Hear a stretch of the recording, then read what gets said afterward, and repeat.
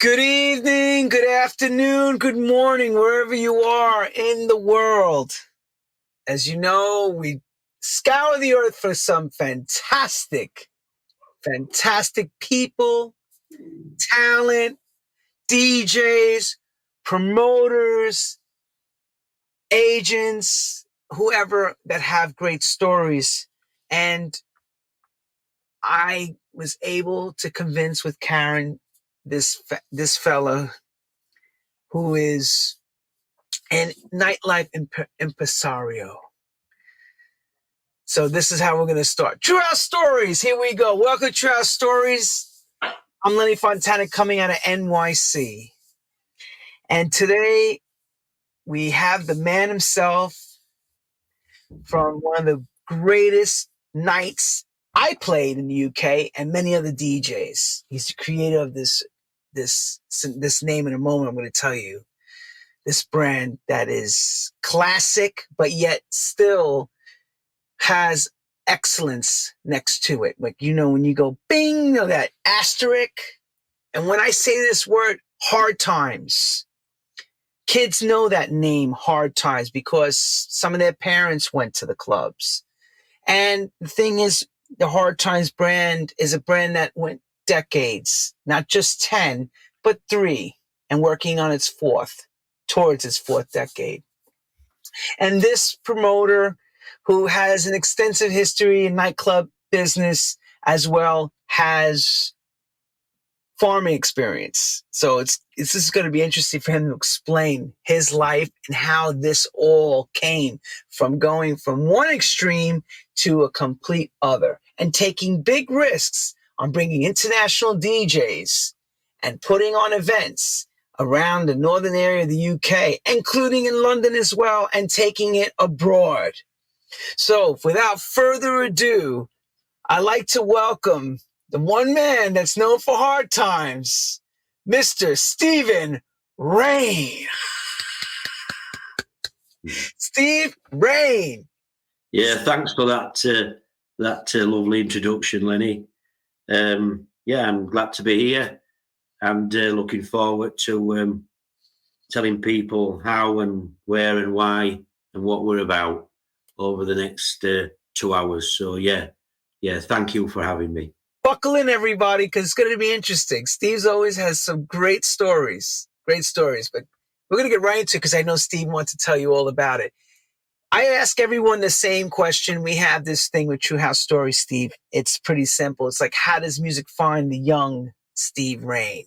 And then from there, you could take us on your journey, because that's an important part to how you created your brand. So if you could take us back to the little kid or, teenager, and how you worked your way up, and then we'll explain, then you can have us on the story of Hard Times, of course.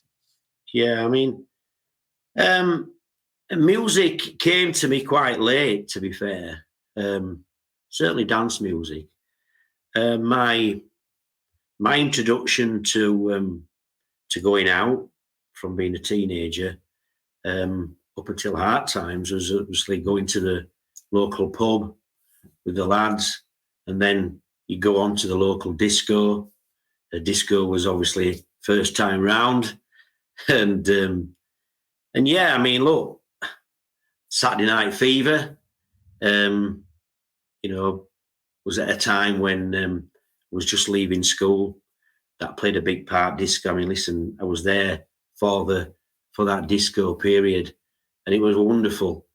I actually entered the Yorkshire disco dancing competition, and which they held all over, because obviously disco was happening on it. John Travolta, everybody wanted a white suit and to be able to dance, and I was no exception to that. So that was my musical introduction, to be fair, disco. And then I'd progress, get married, I'd have sons, and then as often life can, I'd changes, and found myself in a change from from being settled to going out again.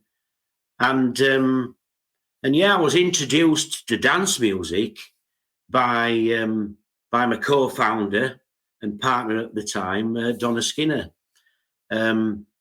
She convinced me to hang up my silk suit, my silk tie, and change it for a pair of jeans and a shirt.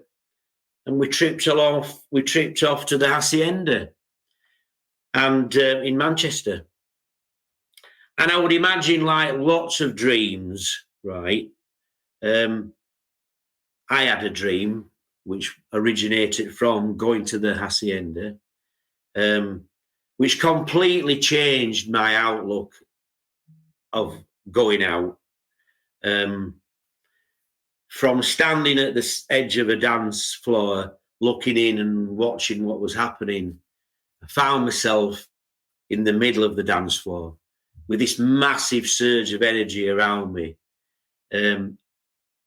never witnessing anything like it ever, listening to Graham Park and Tom Wainwright, who were the residents of the Hacienda at the time, take me on a journey that I'd never been on before. And from that one night, I came out of that nightclub, and like probably many, came away thinking, that's something that I want to be a part of.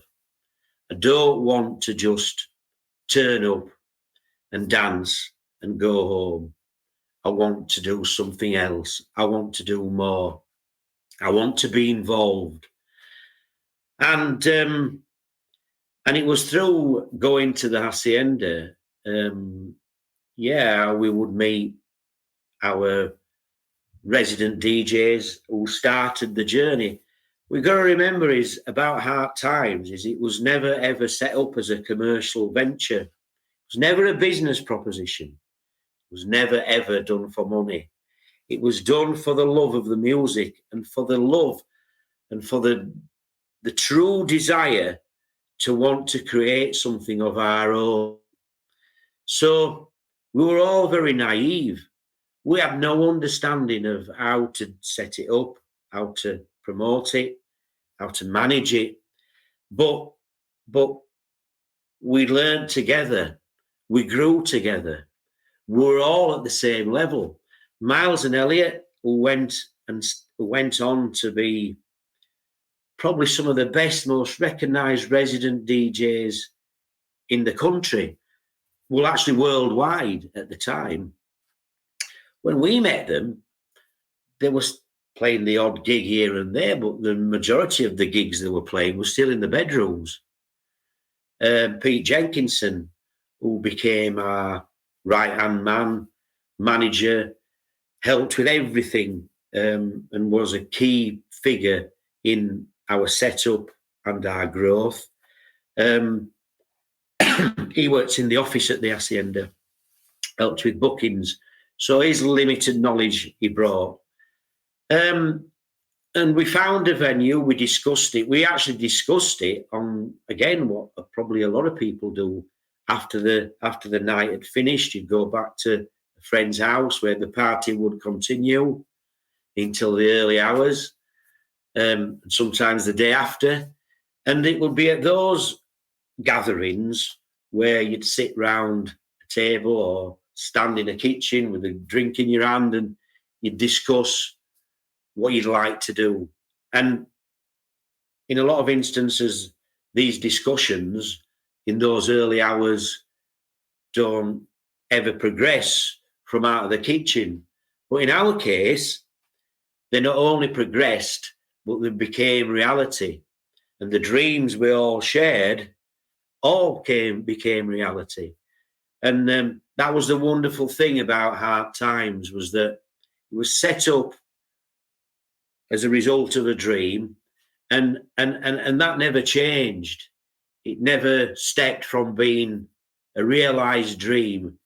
It always maintained being a realised dream, and it still is to this day. It's never been a commercial entity. It's never been about making money. It's never been about being the best. It's never been about whatever anybody else does. It's always been about our dream, and that's very much how it is today. But can I ask you something that's very important that you said, at the time when you're beginning, these are all dreams.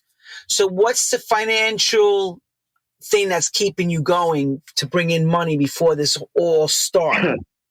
Well, what happened was, I had a job which I worked at the time. I worked in sales, selling things to people. Pete had a job. He worked in the office at the Hacienda. Donna worked in the local bank, which we didn't rob, by the way. Miles both had jobs. And the finances to start Hard Times, I basically applied for a bank loan on the basis that I was going to buy a car. Because if I'd have gone and asked for a bank loan to set up Hard Times, they'd have just looked at me silly. But I went and I sat in front of the manager and I said, I want to buy you this car. And I showed them that I could afford to pay for it on a monthly basis. And I borrowed the money to kickstart Hard Times on the pretext that I was buying a vehicle. And the reality of it is, and that paid the deposits for the DJs. It also paid for some of the flyers. Obviously, we put deposits down. We had to be really careful. We only had a very small amount of money. If we hadn't achieved a certain number of people on week one, there would never ever have been week two, because it was that tight. We weren't like, any of the other clubs that were in operation at the time, i.e. the Ministry of Sound, to name one, that were big finance organisations. We were just a group of people that had a dream with a limited amount of money, and that we did what we needed to do to get us from the first week. We had to pay, and I understand. Listen, the biggest cost were deposits for the DJs, and the Mix Mag advert, which had to be paid for a month in advance, which you can see now. That's the one right there, right? That's the one. That had to be paid for. Without this, we would never ever have got to week two. What you got to remember is that no social media, no Instagram, no Facebook, no Twitter, no nothing. You basically got your advert in Mixmag. Well, you have to recognise, and I don't know whether they are given the recognition that they should be given. Mixmag was our Bible. If you worked within the dance music industry, you looked at Mixmag and it was our Bible. It told us all about what was happening musically. It told us all about who was playing this, who played that. It told us who was playing where. It basically opened up the dance music industry throughout the whole of the country, worldwide. It was that and DJ were the two main magazines that allowed people to become aware of this dance music industry that we all are a part of. And they did it very, very well. So we got our advert designed.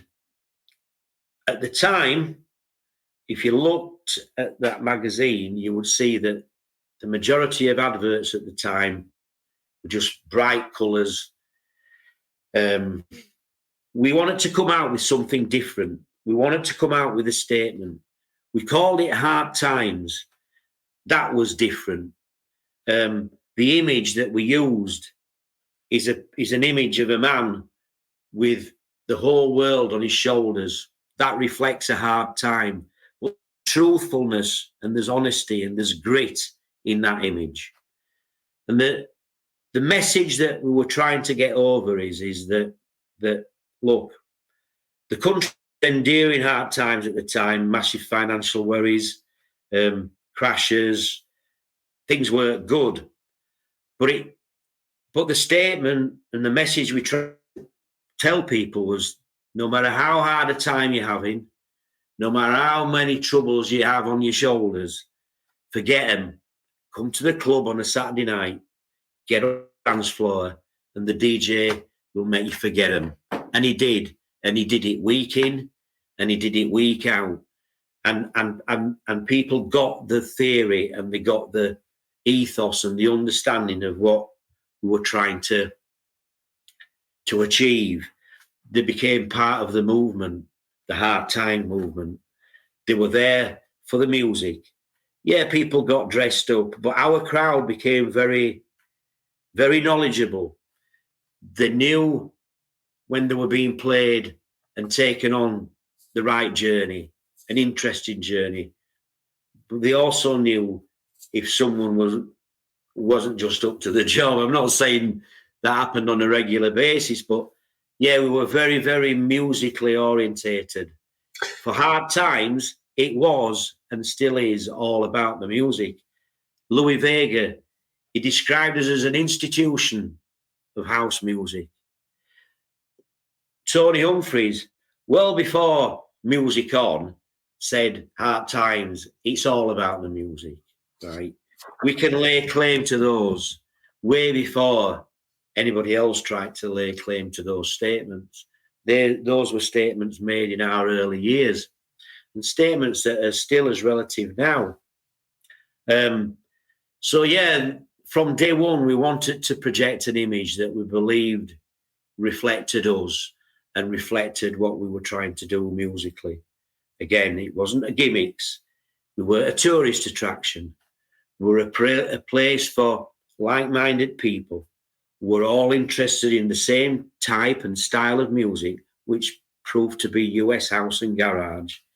They came from all over the country to listen to that music, and they went home each week happy. And it grew and it grew from those humble beginnings in that little village in West Yorkshire, where there should never ever have been a nightclub. If you ask people, how did it happen? They will say, we've no idea. It should never have happened. I can remember doing an interview with the World DMC, and they said, well, it shouldn't have happened where, you weren't in a city, you were, and I said, well, no, it shouldn't have happened, but it did. And that's the power of what you set out to achieve. Some things, if they're meant to be, and if everything falls into line and everything connects and the right people are involved, you can defy logic. If you believe in it, it can happen. Okay. That is a perfect example. So here's my question. From the kitchen to the first gig, okay, what's involved to get this gig off the ground? We know you had to get the money together. You had to get the Mixmag advert. Did you guys do hand-to-hand flyering, posters? Yeah. What was that all involved? Because now today, people just do click, set up an invitation, and it's done. Back then, it was not like that. And plus, you said something very interesting. You said, this should never have happened where it happened. So how do you get people to come to a place that never existed before? By getting people to become part of the dream, by putting something to them that is of so much interest, creates so much desire, so much want to be part of it, that they can't not come, that they jumped in the cars, got on the trains, caught the buses, and made that journey to that little sleepy village in West Yorkshire called Murfield, right? That very first night, they came in the hundreds. they came in the thousands, to be fair. They came from all over the country. They made the journey because they bought into what we were trying to tell them they would experience if they made it. And experience it they did. And yeah, I mean, look, if you speak, I mean, I speak to people now that came to that very first night and were with us and have been with us from those, what I call the early years. And they're still, to this very day, put it down as one of the most memorable and unforgettable experiences that they ever had. If magic could happen, it happened then. Because, you know, people, you got to realize it's the beginning of house music. There's a lot of things happening at the same time. It's the beginning of these big parties. You're right at the forefront of the beginnings of a lot of things going on at the same time. And the financial risk you're taking, because you don't know if it's going to be a success. Well, you know, to be fair, when you light the touch paper, you don't know whether it's going to burn forever or it's going to go out within a matter of seconds. You've no idea. Again, right? No social media. Now you can release a party. You can put it on Facebook.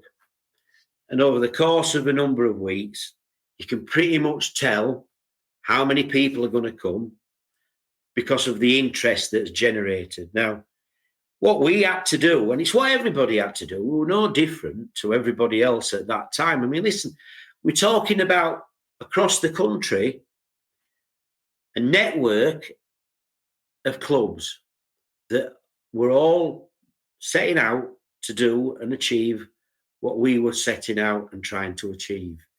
It was a very, very small community of promoters across the country.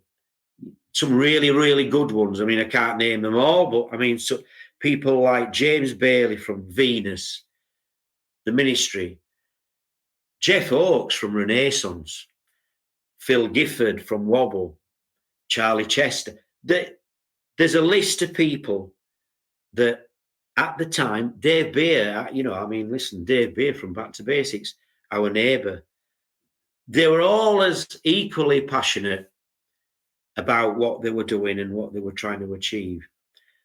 And the movement was all growing at the same time. So it was the very beginning. These were the early years. These were the start. So we were all finding our own feet. You know, people were jockeying for the same DJs. You know, that in itself, booking DJs, 9 times out of 10, you just phoned him at home and said, do you want to play? You know, agents hadn't become the prima donnas that they've become now. You know, they weren't there. It was very much on a personal level. And so, yeah, it was all very naive, but all very personal. And yeah, so the industry obviously has moved on massively, but we had to, instead of just pressing a button, we had to physically get bags full of these flyers that we used to have made. I mean, listen, our flyers, I've got people who have them and have saved them and cherished them. And our flyers were like little mini works of art, right? We went on an image that we believed reflected hard times. And there were lots of them, very, very cleverly done. And we did them in-house, you know, we didn't send them out. They were all very personal.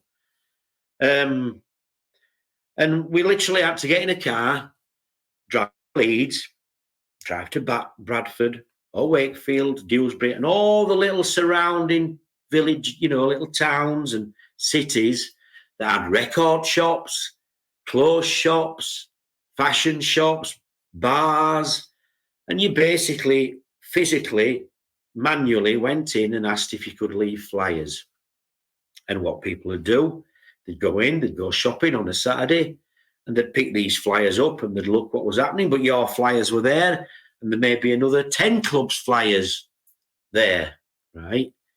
And it was all pretty regional at the time, because we were in West Yorkshire, in a little village. We weren't in a city. We weren't in Leeds. We weren't in Wakefield or Bradford. We were just in a very, very little town, a little village.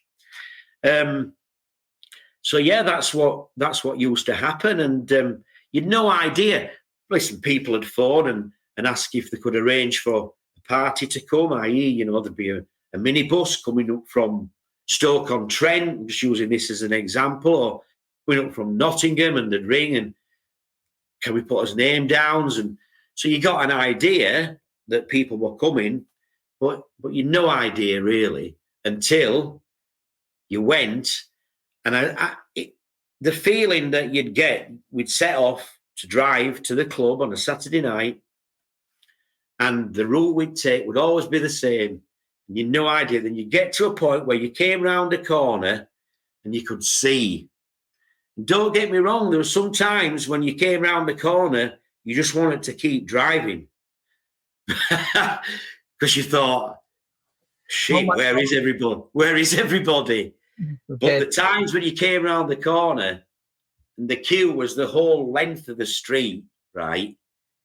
Then obviously, you knew that you're on your way. Be a wonderful night.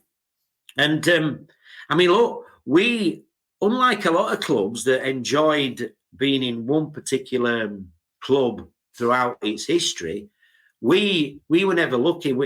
Through a number of reasons, our first club, which was in a little village called Murfield, we were only there. We started in the August 92, and the 7th of August 92. And come March, we had to, because it wasn't the right place, and basically we'd outgrown it, to be fair. We were turning people away by the hundreds. And obviously that's no good, because obviously you want to try and people make the effort and take a long journey to come to the night. It's not good for them to go away and not witness the experience. So we outgrew Murfield, and we would open in the nearby Huddersfield, which is about 10 miles away. Again, Huddersfield never ever had a night, like ours. It was all very disco-y and shirt and tie nightclubs. And we moved.